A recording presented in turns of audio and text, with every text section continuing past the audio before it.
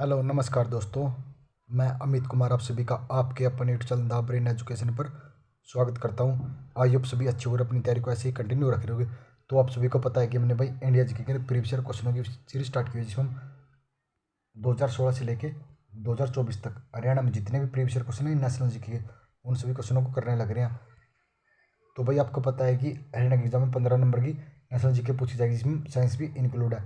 अगर आपने भाई सिर्फ प्रीवियस ईयर क्वेश्चन भी अच्छे से कर लिया ना, भाई मैं आपको एक छोटा सा प्रॉमिस करता हूँ, आपके 10 से 12 क्वेश्चन प्रीवियस ईयर से ही क्लियर हो जाएंगे। क्योंकि हरियाणा की हर परीक्षा में ये लगा लो 80 से 90% क्वेश्चन प्रीवियस ईयर पूछे जाते हैं। अगर आपने प्रीवियस ईयर भी अच्छे से कर लिया ना, तो भाई आपके 10 से 12 क्वेश्चन यहीं से कवर हो जाएंगे। तो चलो अपनी क्लास की शुरुआत करते हैं। जलियांवाला बाग हत्याकांड 13 अप्रैल खालिस्तान को हुआ था। तो जलियांवाला हत्याकांड 13 अप्रैल 1919 को हुआ था। दीन इलाही परमेश्वर के धर्म की स्थापना खालिस्तान द्वारा की गई।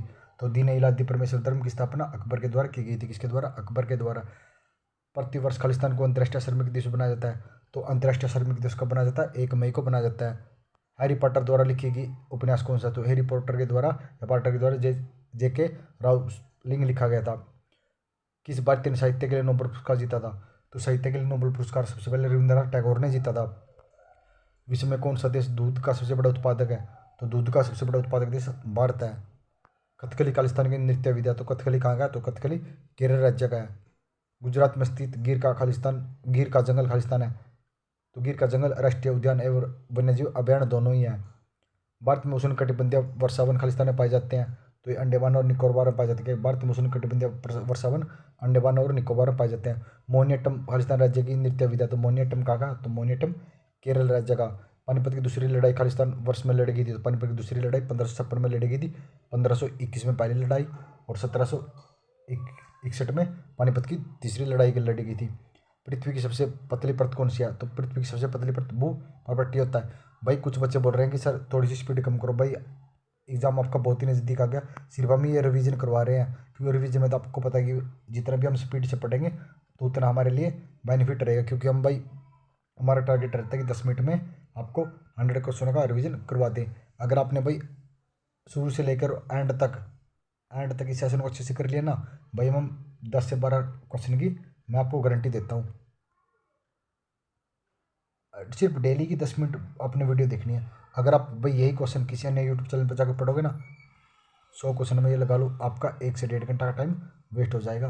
और हमारे यूट्यूब पर सिर्फ आपको ये 10 मिनट में वीडियो मिलती है। अगर आपको सेशन अच्छा लग रहा है तो भाई मैं आज बोल रहा हूँ, लाइक शेयर और कमेंट जरूर कर दिया करो। जियोथर्मल शब्द का उद्भव यूनानी भाषा के शब्द जी ही, जिसका अर्थ पृथ्वी, अथवा थ्योरम जिसका अर्थ खालिस्तान होता है। थ्योरम्स का अर्थ क्या होता है? गर्म। तो जियो का अर्थ होता है पृथ्वी, थ्योरम्स का अर्थ गर्म होता है। पृथ्वी की भूपृष्ठ की सबसे निचली परत कहलाती है। तो भूपृष्ठ की सबसे निचली परत सीमा कहलाती है। सम्राट अशोक के साम्राज्य की राजधानी क्या थी? तो सम्राट अशोक के साम्राज्य की राजधानी पाटलिपुत्र थी। स्वामी विवेकानंद का मूल नाम क्या था? तो नरेंद्र नाथ दत्ता थे। सरकार द्वारा नई जीएसटी खालिस्तान लागू की गई। तो सरकार द्वारा जीएसटी 1 जुलाई 2017 को लागू की गई थी। The Hindu way of life किसकी है? सर्वपल्ली राधाकृष्णन की है।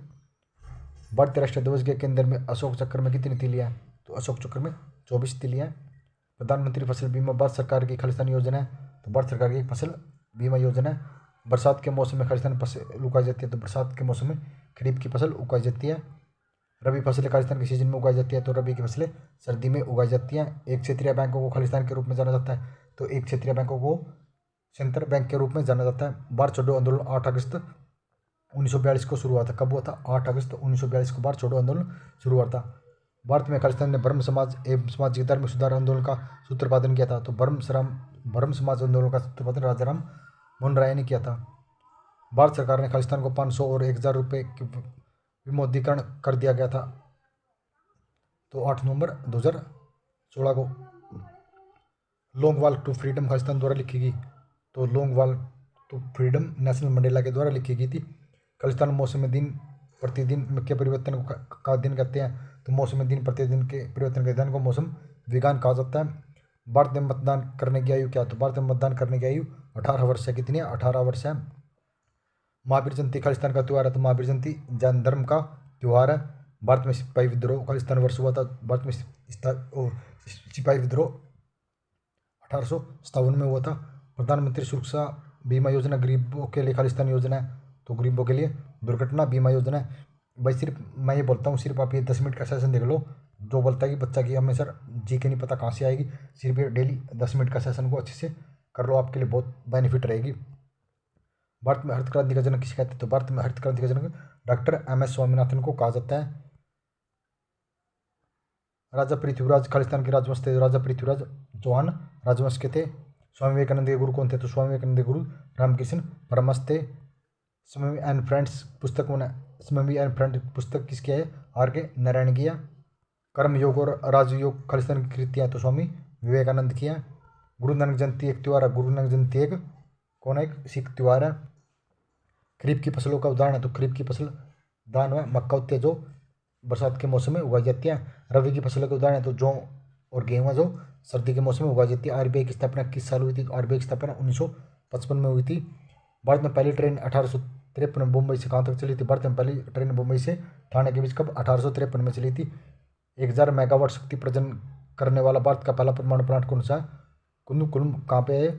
कुंदाकुलम तमिलनाडु राज्य में है। भारत के मूल निवासी थे कौन थे? द्रविड़ भारत के मूल निवासी थे कौन थे? द्रविड़ भारत के मूल निवासी थे। निम्न में से किसके सुझाव दिया कि आर्यों का मूल्य स्थान मध्य एशिया था? तो किसी ने कहा था कि आर्यों का मूल स्थान मध्य एशिया था, तो मैक्स मुलर ने कहा था। 10 राजाओं की लड़ाई इस नदी के तट पर लड़ी गई थी, तो 10 राजाओं की लड़ाई रावी नदी के तट पर लड़ी गई थी। ऋग्वेद के बहुत सारे परिच्छेदों में बताया गया कि शब्द अदन्य जिसे मारा नहीं गया किसको लागू होता है? तो ये गाय के लिए होता है। कौन सा? अगन्य। भारत का अंतरिक्ष रॉकेट उड़ान कहाँ पे है? तो इस श्रीहरिकोटा में है। महात्मा गांधी के 4 बेटों का नाम था हीरालाल, मनीलाल और रामदास, और चौथे का नाम क्या था? देवदास। भारत में कानूनी अधिसत्ता किसके अधीन थी? तो भारत में कानून अधिसत्ता संसद के अधीन है। आधुनिक समय में बल सिद्धांत के बलिष्ठ समर्थक कौन थे? तो ये हिटलर थे। अशोक घोष जो राजा खालिस्तान के दरबार में रहता था, उसने बुद्ध चरित्र लिखी थी, तो बुद्ध चरित्र को कनिष्ठ ने लिखी थी। तो चालुक्य का राजधानी शहर कौन सा था? तो ये बदामी था। यूएनओ के सुरक्षा परिषदों में खालिस्तान सदस्य होते हैं, तो यूएनओ में 5 सदस्य होते हैं। कितने होते हैं? 5 सदस्य। भाई आई होप आपको ये क्लास अच्छी लगी होगी। अगर आपको ये क्लास अच्छी लगी है तो प्लीज़ लाइक शेयर और कमेंट जरूर कर देना। अगर आपको स्पीड ज़्यादा लग रही है तो भाई अगर 100 बच्चे कमेंट करेंगे सर स्पीड कम कर दो, तो स्पीड कम की जाएगी, नहीं तो ऐसे ही पढ़ा जाएगा। क्योंकि भाई अब सब ना आपका एक रिवीजन का टाइम है, आपके लिए बेटर है कि आप जितना डेली रिवीजन करोगे आपके लिए उतना ज़्यादा बेनिफिशियल रहेगा। तो मिलते हैं नेक्स्ट वीडियो में जल्दी ही। जय हिंद, जय भारत। बने रहिए हमारे साथ दोस्तों।